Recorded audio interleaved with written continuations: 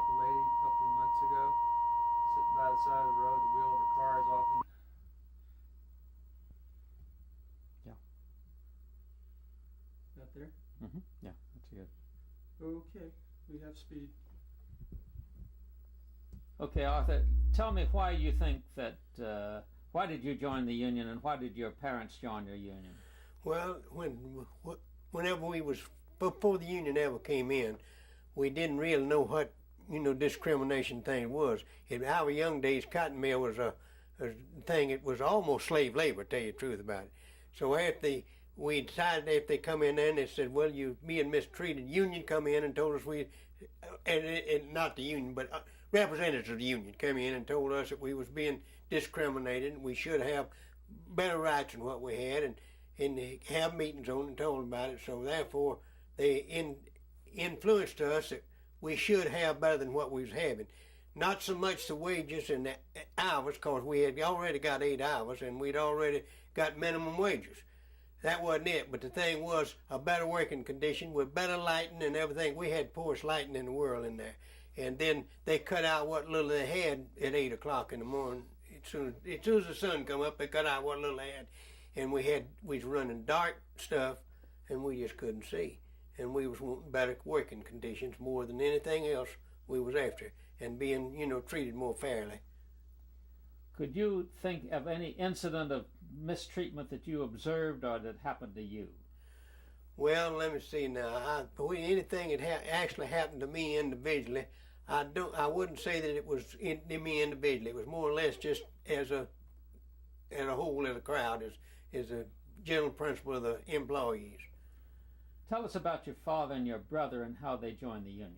Well, they had a meeting. For the union come down, union representatives come down and had meetings, and they was telling us, talking to us more or less about the conditions of the working thing. And as I've said several times, I had a sick child and I didn't go much to them, but they would come back and relay the message to me, and they said that they was telling them that they should have better working conditions. They should not be in a sweatshop. They should be have some say so about the attitude that they was treated with and everything, and we just didn't have it. In other words, back in them days, whenever you went to work in a mill, they told you what to do. It was more or less more so than a child and his father, and you had to do what they tell you to do, or either you just didn't have no job one, and they'd let you go. And if they let one person go in the family, they let the whole family go. Okay, that's very clear. Now, talk about your father and your brother and you when you joined the Union and when you got discharged. Well, when we joined the Union, I mean, after the Union come in there in about 19 and I don't know. Let's start again. It was the summer of 1933 when they first started organizing. Yeah, right, okay. Right. In the summer of 1933, we had representatives of the unions come to us, and they talked to us, and they only told us about the actual facts, because lots of representatives was working in the mill. The facts that we was indulged in, we knew it was being done. So therefore, that enticed us more or less to realize that we was being discriminated, because they had, other places they wasn't doing that, and they would just tell us that if you will join the union, then we'll do something, for your benefit. In other words, you'll have somebody to stand up for you. And therefore, we decided we'd join. My father and brother joined first, and they come back and was telling me about what they said at the union meetings where the representatives was there and everything. And it sounded good, because it was something, we wasn't fighting our company. What we was trying to do was getting better working conditions. Now, remember where the meetings took place and who the people were who came? Well, I don't actually remember the people who they were, but we had a T.G. Farmer in Union had a store, and he had a large store there in Union, and in other words, he was kept up with the farmers. You pay for him by the year, and he had a hall upstairs, and so therefore he let us have that hall upstairs to have the union meetings in it, because you couldn't go in. There was about 4 mills there, but you couldn't go on their property because it was theirs, individually owned. So then he opened up that place up overstairs over that store, T.G. Farmer and Son, and let us have a meeting. I'm going to get you to do that again, because hold it just a minute, Jamie. He's talking about the joining union and things like that. We had one local for all the mills, and the reason why we had that, the mill company owned everything. They owned the houses and they owned everything. So we had to get on neutral ground somewhere to have the meetings. So we rented an upstairs apartment of T.G. Farmers and Sons store, and that's where they held the meetings at, up over that store. And all the mills that was in that county participated in that one place, because the company owned all the houses and everything at all the mills, and therefore you couldn't meet on their property. Weren't people afraid to come to those meetings? Well, they was assured when about people being scared to come to the meetings, they was assured that they would have somebody to stand up for them, and they wouldn't, if they fired them, they'd have somebody to go to court for them and win the case for them. And they didn't get organized enough to get that set up really, and it was sort of a hit and miss thing to start with. So therefore, the mill companies, taking the chance and said, well, and they didn't tell us that, but we're going to get shut of the agitators, the one that gives us the most trouble. And that's the ones they first went to be laying off. The agitators, what they said, one that was giving them the most trouble, the organizers. Now, there was a hearing here in the fall. Do you remember that hearing, and tell what Mr. Freeman said about about the mustache? Well, yeah, they had a meeting there, and they was in the Union Cotton Mill, called a meeting, and well, I don't know if they called it either, but anyhow, they was be put on the carpet about firing people. You know, it was a government hearing. Yeah, government. And when you talk about Mr. Freeman, say he was a superintendent of the mills. Okay. Now. Okay. Well, they was come up to the point to where there was a government hearing on being whether the people that was laid off whether it was legal or not to lay them off. And then the representative of the mill, Mr. Freeman and them, they was fighting for their side, which was natural for them to do. And they would ask the question on one particular question, says, how come you to fire Arthur Ayers there for joining the union? And they said, how come you to fire L.P. Duncan for joining the union? Said, we didn't fire L.P. Duncan for joining the union. We fired him because he didn't wear a mustache. And we fired Arthur Ayers because he did wear a mustache. That's great. Okay, now you talked about the 400. Yeah. Talk about that and all of that. Okay. Well, the 400 that was people that was in charge, and people, the owners of the mills and one thing and another. So we called them the 400. They was like the upper class of the highest representatives of the mill and the owners of the mill, and they was the 400 bunch, and we never was in meeting with the 400 on. We always met with a representative, somebody that they told them they could do, and they give their bosses, the ones that was over the mill, they give them the authority to fire anybody they want to. You can fire anybody you want to, and nothing nobody can do about it. And they wasn't up till then because we had no representative or nothing. So they would just, if somebody didn't like them, they'd just fire them, just like he said about firing them because they wore a mustache. You could fire them for any reason you wanted to, and there's nobody fault for them. Okay, now, that hearing didn't put those people back to work. No. And so the hearing didn't put people back to work. So right after Christmas, there was a wildcat strike. Yeah. Describe that. Yeah. Well, after they had the hearing over there, they fired some of the employees, and then they didn't put them back. They didn't put the employees that they'd fired back to work. They used first one excuse and another to try to legalize themselves. They'd say, well, they didn't meet us at a certain time at a certain place, and they didn't get no notice to meet them at a certain time, certain place. So they just didn't put them back to work. And then they called a meeting of the union at the lodge, and they voted not to strike. But some of the ones that was hurt the worst stayed on after the meeting was dismissed and called back in and had another hearing and voted to strike. But the general principle of it, that when the first meeting was called, is voted not to strike because they figured it was illegal. Now tell about that strike. Well, it was a wildcat strike, and instead of just saying striking, the employees went down and put locks on the gates, locked everybody out. The employees did, and of course, whenever representatives of the mill and the bosses and things began to come in. They just meet them at the gate and say, you can't go in. Well, there was no violence. I reckon they take them at their word and just turn back, And some of them, one fellow said, he walked up and said, yo, you can't go in that. And he said, we'll see about that. And he had a key to the gate. And they just said, well, fall at the gate, men. And they fell in front of the gate, the pickets did. And so then he said, well, you boys going to be sorry of this, and turned and walked off. So there was no violence in it at all. They were just turned back, without violence. And was that strike settled, or what happened? Well, that strike never was settled. They went on and got a bill of injunction against the people because it was illegal to put locks on somebody else's property. And they got an injunction against them, and the sheriff had to come down and saw the locks off. And then some of the representatives of the union, especially the the people, especially the ones that were what we would call was working for the union inside the employees' place. They left right and went right on off and left there. Then right immediately. And of course, as soon as everybody left, they come back in and told their part of it, and they wasn't fired. Some of them was even made overseers later than that.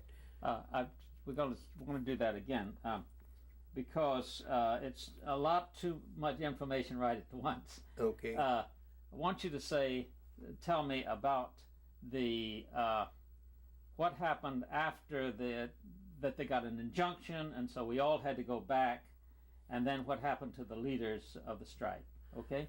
Okay. So they got an injunction. They got an injunction because the way they'd done it, putting locks on somebody else's property was illegal. So they got an injunction against the union for that, and the sheriff and them had to come off and saw the locks off. And so then the leaders of it, some of the leaders of it just walked on off and probably had an excuse that did not to never work them no more. But some of them, it was on both sides walked off. And the ones that on the other side, then they come back and told, about it. They was reinstated, and some of them even made bosses later on.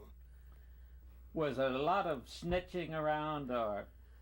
Well, there was some, but it was some what? There was some snitching around, but most of it was undercover. In other words, you wouldn't know who you was talking to, and they would go talk to the boss if they said it. In other words, I would say carers, and they was trying to be familiar with on both sides, friendly on both sides. Now, what happened to you? Your family, your brother, your father, and you? Did you have to leave the mill village? Just what happened? Well, yes. Now I didn't have to leave the mill village at the same time they did. Sorry. Okay. Whenever the strike was over, whenever they saw the locks off and went in, they didn't call me a striker because, like I said, didn't participate in it because I had 6 children. But they did call me a sympathizer. But they told me they would give me a certain length of time to come back to the job. Well, whenever I went back to the job after my child got sick, they still decided they wouldn't use me because they might bring on some of my family back in or something. Well, my dad and brother, they moved out from the mill village right then. I stayed on till in March of the next year before I left, and they never did tell me I had to leave. What happened to you? In what? After you left in March, what happened to you? Well, after I left I went to Porterdale when I left from there, but whenever I went back and they just told me, said, well, sir, we cannot hire you back. You wasn't a striker, you didn't strike and you didn't participate in that, but you was a sympathizer. And so therefore we just can't hire you back. It's better if you get a job somewhere else. And then I went and talked to the superintendent about it, and he said, well, said it's better we gonna forget that one of these days, but says, I'll just give you a recommendation, you can go somewhere else and get you a job. And therefore he gave me a recommendation, and I went somewhere else and got a job. So I can't say that the mill company actually drove me off, but it did some of the other ones. But it did make you have to leave the village where you're growing up and your family and so on. Could you talk about how it felt to be driven out of the place where you had to leave, and you don't have to talk so fast. Yeah, okay. Well, yeah. Could Well, I tell you, they didn't give me no specified. Mill company did not give me a specified time to get out, but they did refuse me work. So therefore, there's nothing else I could do but get out. But anyway, I went on and lived in the mill village until April of '35. And in April '35, I I'd hunted all over the place hunting jobs, and I finally found a job at Porterdale if I would get a recommendation. And they gave me a recommendation, and they didn't give me anything except on my work, you see. So therefore, the company, Bill Manufacturing Company at Porterdale hired me. But anyway, I felt pretty bad for all them years. I walked and done everything else hunting jobs, you know, and had two small children, and one of them sickly, and I just it was pretty I felt pretty bad about it. But I don't think I ever really had resentment against my company. I think I had resentments some of their representatives maybe. That's it. Now, could you tell about what you saw when the flying squadron came in, and why you thought that flying squadron had to come in, why the local union couldn't have handled it all by themselves? Well, when at the time that they called a general strike, the union mills did not go out on strike because they did not have enough members to go out on strike. They was, I don't know what percentage, but it wasn't enough of a percentage that they could go out. And they know they had done got in trouble by locking people out, so they know they couldn't do that. So these flying squads come from other mills and shut them down, and shut the mills down. Now they went to Union Cotton Mill number 1, and they shut them down. And then the Union Cotton Mill number 2 got on the phone and called, number 1 and called number 2, and they shut it down before the squad got there. So they didn't shut the number 2 mill down. Whenever they got there, the squad got there and saw that it was already shut down, they just went on, never even done anything at number 2. And that's where I was at number 2. Now, stop it just a moment. Speak. All right, sir. Okay, in the time that we are talking about, in the time of the general strike, the mill companies that the company that I worked for did not have enough, was not strong enough to shut a mill down, or was not strong enough to strike and cause any effect. So we had to have outside help to done it, and these flying squads from other places was going to come in and help them shut it down. And so they did. They come to mill number 1 and they shut it down. And whenever they shut it down, they called number 2 and said, "Get your folks out of there just as quick as you can." And I was working at that time. I hadn't been laid off at that time. I was working. Said, "Get your folks out of this mill as quick as you can before they get down there." And they had got them out, and the mill was cleared before the squad got there. So they didn't do anything there at that particular mill. But I felt awful bad seeing people one against another, because all of them was my friends, and I felt bad seeing one against another, Well, just go back a little bit. Why did you feel that you needed the flying squadrons to come out? What had happened beforehand that led up to that? What had happened before the flying squad come about? Well, they was on account of them firing different ones that was participated in the union. Sorry, I want you to go back. Way back before Christmas, they'd fired. Okay. All right, sir. And whenever they was first organized, they began to fire some of the main organizers. One that was main ones in it, and so that was before the Wildcat strike. And after the Wildcat strike come in, they still began to find excuses to fire other people and fire other people. So the union was getting weaker and weaker all the time, and that's the reason why we had to have help flying squad to come in and shut them down from other places. And Hogansville was the main mill that participated in it, because where they sent most of them from, and they come up and said and shut the mill down in front of the gates and told them they didn't use any violence. They didn't have to, because the mill company went on knuckle to them whenever the squads got there. And then that's whenever they called the troops out, But on that prevention, it just had been an election. Herman Talmadge was elected governor. It just had been an election. And he had come out and made the talk that he had, to the union people, they had a friend in the governor's chair as long as they would stay cool. And they stayed cool for about 5 minutes after he was sworn in, and then they wasn't cool anymore. He come shut them down. Kind of sent to let the squads come in and shut them down. The National Guard. And what was so sad about it, some of the Union people was in the National Guards, and they had to come and help against their own family and friends. Why do you think Talmadge did that? Well, I don't have no idea. I don't have no idea why Talmadge did it, okay? Yeah, I don't have no idea why Talmadge did that. Now, it was all rumors about different things. I don't know why, nor nothing about it, why he done it. Of course, we always participated. He was bought out. Now, whether that is so, I couldn't swear that to be so. But we thought he was bought out because he had so violently told the Union that if they would stay cool, they had a friend in the governor's chair. And so that he turned out that he wasn't a very good friend whenever they got through to that organization, what I'm talking about. Stop it just a minute. Okay, go. In the flying squad in that time, whenever they was going around, they come to Newnan, they come to mill number 1. That is mill up inside the city limits of Newnan. And of course, East Newnan, we was working at number 2. And whenever they got up there and made them come out on walk out on the sticks and things, the clubs and things, and then they got on the phone and called mill number 2 and told them shut that thing down before the flying squad got there. So number 2 was shut down at the request of the company, not of the force of Union, but number 2 was shut down at the request of the company. Okay, I think we'll have to get that rather from Miss Parham. We were talking with you the other day, and you were explaining to us, or maybe we were suggesting it.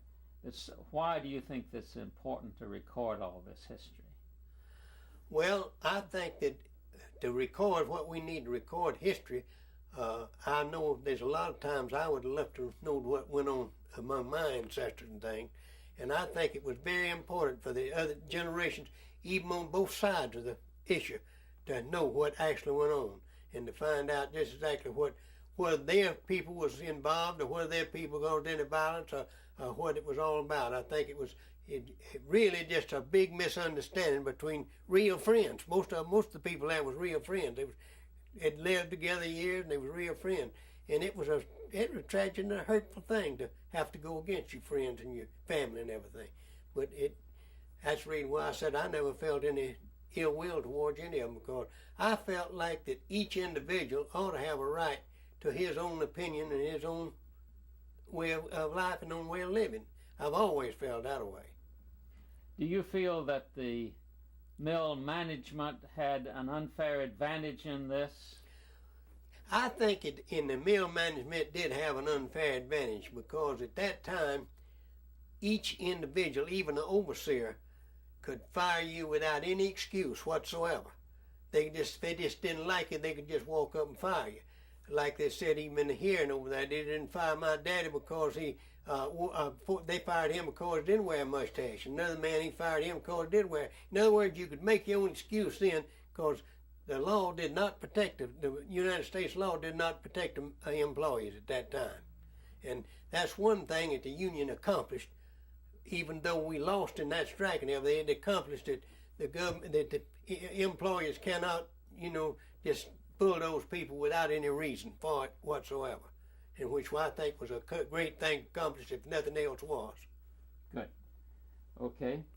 Now, we've been looking at the local newspapers. Yeah.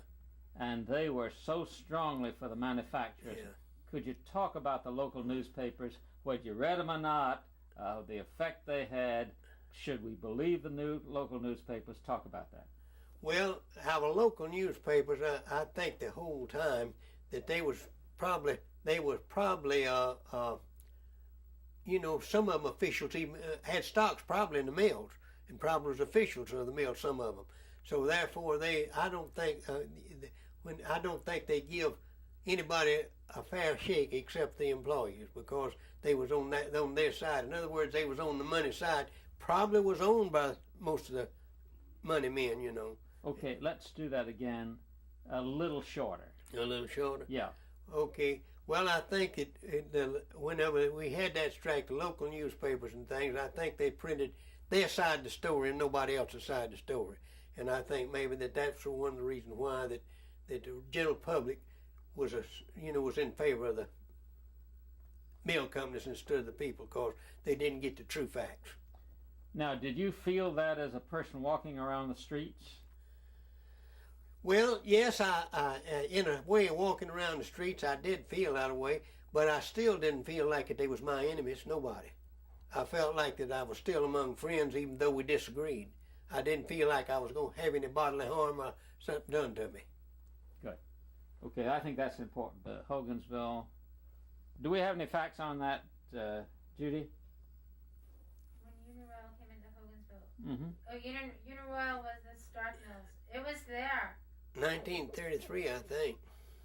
Not sure. Mm-hmm. What is Stark? Well, they would. Just one. All right, son.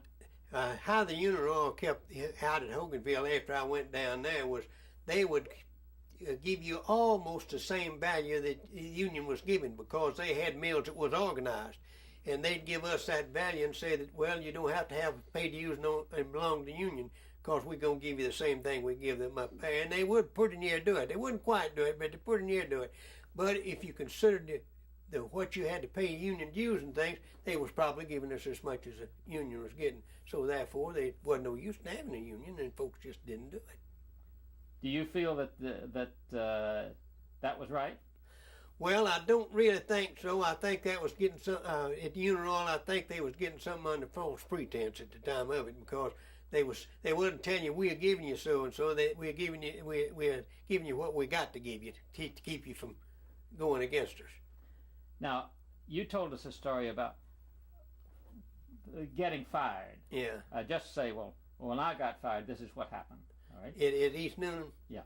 Okay. Well, this is about getting fired. Now, they told me that they was going to forget, some of the union and work some of them people right on just thing. I talked to the superintendent, and so this is actually what happened to me. I had to stay out 3 or 4 days, and then on account of a sick child.